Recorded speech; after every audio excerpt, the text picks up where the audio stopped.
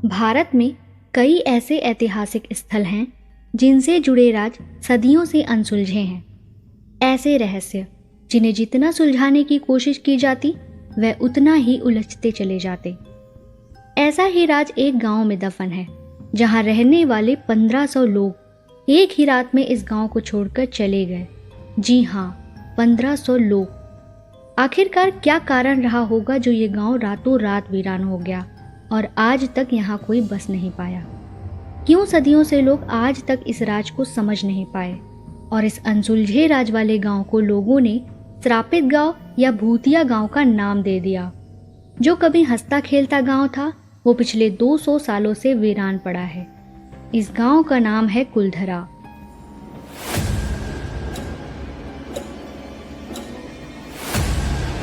थार रेगिस्तान की गोद में बसा जैसलमेर शहर, जो अपनी खूबसूरती के कारण स्वर्ण नगरी के नाम से भी जाना जाता है।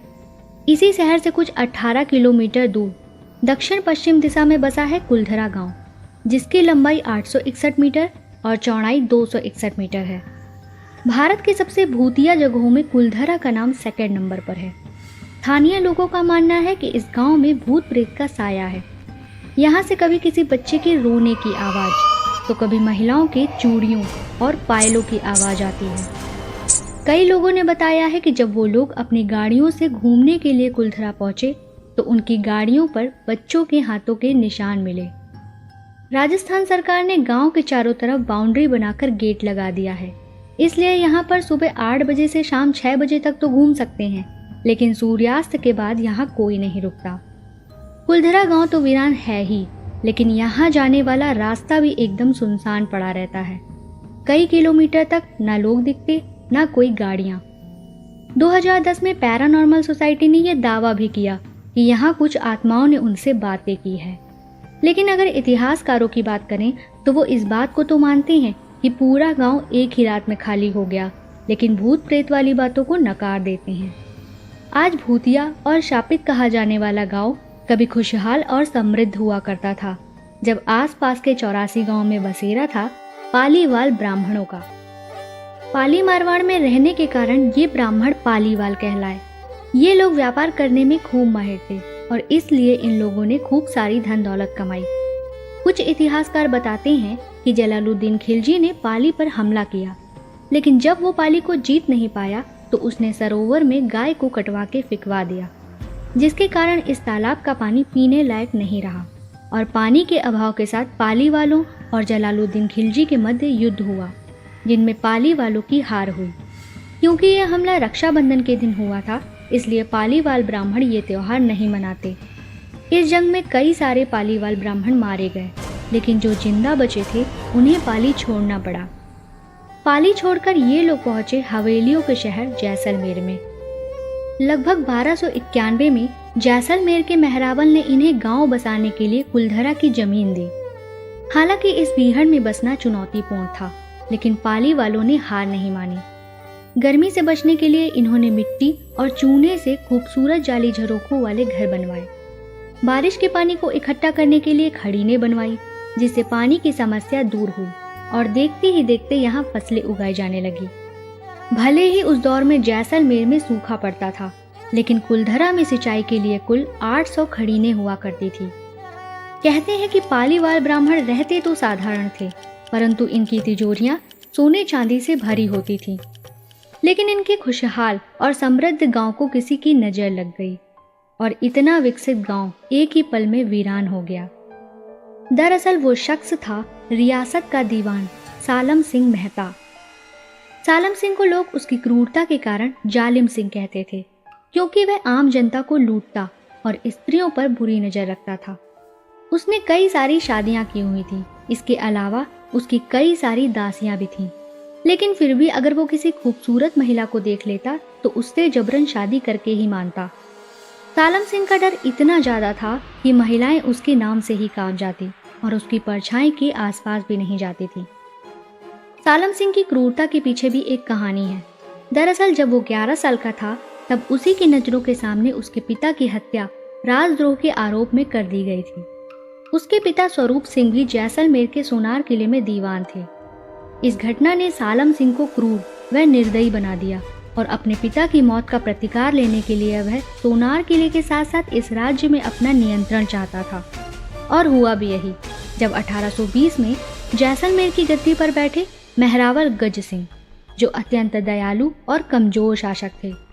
अपनी कूटनीति के चलते सालम सिंह ने मेहरावल गज सिंह को भरोसे में लिया और शासन की बागडोर अपने हाथ में ले ली, यहाँ तक तिजोरियों की चाबियां भी। और गज सिंह मात्र सालम सिंह के हाथ की कठपुतली बनकर रह गए। एक दिन सालम सिंह गांव का दौरा करने गया, तभी उसकी नजर खाबा गांव के पालीवाल हरजल की बेटी मिर्गी पर पड़ी। मिर्गी की सुंदरता को देखकर सालम सिंह ऐसा लट्टू हुआ कि उसका पीछा करते करते उसके घर तक आ गया। दरवाजे पर सालम सिंह को खड़ा देखकर हरजल हक्के बक्के रह गए और उन्होंने आदर पूर्वक दीवान को घर के अंदर बैठाया और पूछा कि हुकुम, आज आप हमारे घर पधारे, बताइए आपकी क्या सेवा कर सकते हैं। सालम सिंह ने कहा कि मैं तुम्हारी लड़की की सुंदरता देखकर मंत्रमुग्ध हो गया हूँ, इसलिए मुझे तुम्हारी लड़की चाहिए, और अगर पूर्णमासी की रात तक तुम अपनी लड़की को लेकर नहीं आए तो मैं गांव में कत्ले आम मचा दूंगा और जबरन लड़की को लेकर जाऊंगा। ये सुनकर हरजल सिंह के होश उड़ गए। वो सोचने लगे कि इस अधेड़ उम्र के अय्याश आदमी को वो अपनी लड़की कैसे सौंप दे। ये खबर आग की तरह सभी 84 गांव में फैल गई और फिर सभी गांव वालों ने पंचायत बुलाई। गांव के सभी लोग परेशान थे। तभी मिर्गी ने कहा कि वो गांव की सुरक्षा के लिए सालम सिंह के पास जाने के लिए तैयार है। उस समय मिर्गी और उसके पिता की आंखों में आंसू थे, लेकिन गांव वालों ने कहा कि नहीं, मिर्गी सिर्फ हरजल की नहीं, पूरे गांव की बेटी है। अगर आज सालम सिंह की नीयत मिर्गी पर खराब हुई है तो कल गांव की दूसरी लड़कियों के साथ भी वो ऐसा ही करेगा। हम मर जाएंगे लेकिन अपनी इज्जत का सौदा नहीं करेंगे और अपनी लड़की को उस क्रूर आदमी के पास जाने नहीं देंगे। और फिर सभी लोग उपाय खोजने लगे। कोई कहता कि हम सब युद्ध करेंगे, लेकिन पाली वालों की संख्या कम थी, अगर युद्ध होता तो सभी मारे जाते। तो कोई कहता कि मेहरावल गज सिंह से इस बारे में बात करेंगे, परंतु मेहरावल गज सिंह उस समय राज्य से बाहर गए हुए थे। उनके इंतजार में समय बीतता गया और पूर्णमासी की रात आने में एक दिन ही बाकी था। अब गांव वालों को कुछ भी समझ नहीं आ रहा था कि वे क्या करें। उन लोगों ने एक बार फिर पंचायत बुलाने का फैसला लिया। सभी लोग गांव के काठोड़ी मंदिर में इकट्ठा हुए। बहुत सारे विचार विमर्श करने के बाद कुलधरा और खाबा गांव समेत सभी 84 गांव के लोगों ने लड़की के सम्मान और गांव के आत्मसम्मान के लिए फैसला लिया कि वे सभी एक साथ इस गांव को छोड़कर चले जाएंगे। पालीवाल ब्राह्मणों का मानना था कि जब धरती, धर्म और कुल की स्त्री पर आंच आती है तब मनुष्य अपनी जान दांव पर लगाकर भी इनकी रक्षा करता है, और इसलिए उन्हें अपने समृद्ध और विकसित गांव को छोड़ना मंजूर था, जिसे उनके पूर्वजों ने 500 सालों पहले बसाया था। जब सभी ने गांव से जाने का निर्णय लिया तो उन्हें ये बात पता थी कि अगर थोड़ी सी भी देर हुई तो यह बात सालम सिंह तक पहुंच जाएगी और फिर सालम सिंह तुरंत आक्रमण कर देगा। इसलिए उन लोगों ने उसी रात गांव छोड़ने का फैसला किया और सभी से कहा कि अपने साथ सिर्फ सबसे जरूरी तथा कीमती सामान लो और चलो। फिर क्या, सभी लोग आनंद फानंद में भावुक होकर जरूरी सामान बांधने लगे। उन्हें तो समझ ही नहीं आ रहा था कि क्या लें और क्या छोड़ें। सभी वस्तुओं से उनका प्रेम जो जुड़ा हुआ था, लेकिन फिर भी उन्होंने धन दौलत और अपने पालतू जानवरों को लिया और रात को निकल गए। लेकिन जाते जाते उन सभी लोगों ने एक साथ अपने हाथों में एक लोटा नमक वाला पानी लेकर इस गांव को श्राप दिया कि भविष्य में यह गांव कभी नहीं बस पाएगा और अगर किसी ने कोशिश की तो उसके साथ कभी अच्छा नहीं होगा। इतना कहकर वह सभी लोग खामोशी से इस गांव को त्याग कर चले गए। समय बीता, वह पूर्णमासी की रात आई। सालम सिंह रात भर मिर्गी का इंतजार करता रहा। पूरी रात इंतजार करने के बाद जब मिर्गी उसके समक्ष नहीं आई तो गुस्से में अगले दिन सालम सिंह अपनी सेना लेकर गांव पहुंच गया। लेकिन ये क्या, यहाँ पर तो एक भी इंसान नहीं था, कुछ था तो केवल सन्नाटा। सभी 84 गांव देखने के बाद भी उसे वहां एक भी इंसान दिखाई नहीं दिया। उसने आसपास के इलाकों में पाली वालों को ढूंढने की बहुत कोशिश की, लेकिन उसके हाथों सिर्फ निराशा ही लगी। कहते हैं कि आपके बुरे कर्मों की सजा आपको जरूर मिलती है, इसलिए सालम सिंह को भी उसके इतने सारे कुकर्मों की सजा मिलने का समय आ गया था। मेहरावल गज सिंह की पत्नी रूप कुंवर, जो हमेशा से ही सालम सिंह के अपराधों से परेशान थी और उसे मारने की साजिश कर रही थी, इस बार उन्हें इस काम में सफलता मिली और उन्होंने अपने सरदारों के साथ मिलकर सालम सिंह को जहर देकर मरवा दिया और सालम सिंह का अंत हो गया। समय बीतने के साथ कई लोगों ने कुलधरा गांव में बसने की कोशिश की, लेकिन उनके साथ अच्छा नहीं हुआ। कुलधरा की कहानी हकीकत है। इसके साक्ष्य कई सारी किताबों और शिलालेख में दर्ज हैं। लक्ष्मी चंद द्वारा 1899 में लिखी एक किताब तवारीख ए जैसलमेर के अनुसार कधान नामक पालीवाल ब्राह्मण कुलधरा गांव में बसने वाले प्रथम व्यक्ति थे और इन्होंने गांव में उधान सागर नामक तालाब खुदवाया। एक स्तंभ लेख से पता चलता है कि गांव में तेजपाल नामक ब्राह्मण ने बावड़ी का निर्माण करवाया था। नंद किशोर शर्मा ने अपनी book Jaisalmer the golden city में इस बात का जिक्र किया है कि सालम सिंह के अत्याचार और गांव की लड़की को बचाने के लिए कुलधरा गांव वीरान है। तो वहीं सालम सिंह का परिवार कहता है कि ये कहानी झूठ है। वो मानते हैं कि कुलधरा के लोग टैक्स कम देते थे।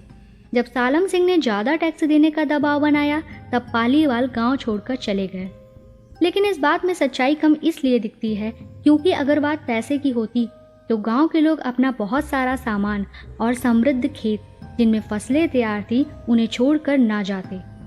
तो वहीं प्रोफेसर नदीम रिजवी बताते हैं कि साल 1850 तक इस गांव में जो ककनी नदी बहती है उसका पानी सूख गया था। यहाँ सिर्फ एक कुएं में पानी बचा था। तत्पश्चात सूखे के अभाव में यह गांव खाली हुआ होगा। तो कुछ शोध पत्रों के अनुसार भूकंप की स्थिति में लोग इस गांव को छोड़कर भागे होंगे। कारण चाहे जो भी हो, लेकिन कुलधरा के वीरान की कहानी इतनी मशहूर हुई कि यह एक टूरिस्ट प्लेस बनकर रह गया है। भूतिया कहानी के चलते हर साल लाखों लोग कुलधरा आते हैं। वहीं 2011 में पैरानॉर्मल सोसाइटी ऑफ इंडिया के गौरव तिवारी भी अपनी टीम के साथ कुलधरा गए और उन्होंने वहां आत्माओं की उपस्थिति दर्ज की। लेकिन आज के कुछ पालीवाल ब्राह्मण इस बात को झूठ बताते हैं। वे कहते हैं कि ये अफवाहें चोरों की करामात है। दरअसल कुलधरा के वीरान होने के बाद यहाँ चोरियां शुरू हो गईं। चोरी के कारण कुलधरा खाली होता जा रहा था और देखरेख के अभाव में खंडर। आज भी इतिहास के पन्नों को पलटने के बावजूद प्रामाणिक रूप से किसी भी बात की पुष्टि नहीं की जा सकती। भले ही यहाँ भूत प्रेत हों या ना हो, लेकिन आज भी कुलधरा की कहानी जैसलमेर के लोकगीतों में गाई जाती है। कुलधरा की कहानी इतिहास में एक मिसाल पेश करती है और पालीवाल ब्राह्मणों के बलिदान को बताती है, जिन्होंने गांव की लड़की के लिए संपूर्ण गांव त्यागना आवश्यक समझा। वरना अगर आज का युग होता तो गांव के लोग क्या, आपके पड़ोसी भी आपका साथ ना देते और कई बार तो परिवार वाले भी आपका सहयोग नहीं करते। इस बारे में आपका क्या विचार है और ये कहानी आपको कैसी लगी, कमेंट बॉक्स में जरूर बताएं। वीडियो देखने के लिए धन्यवाद।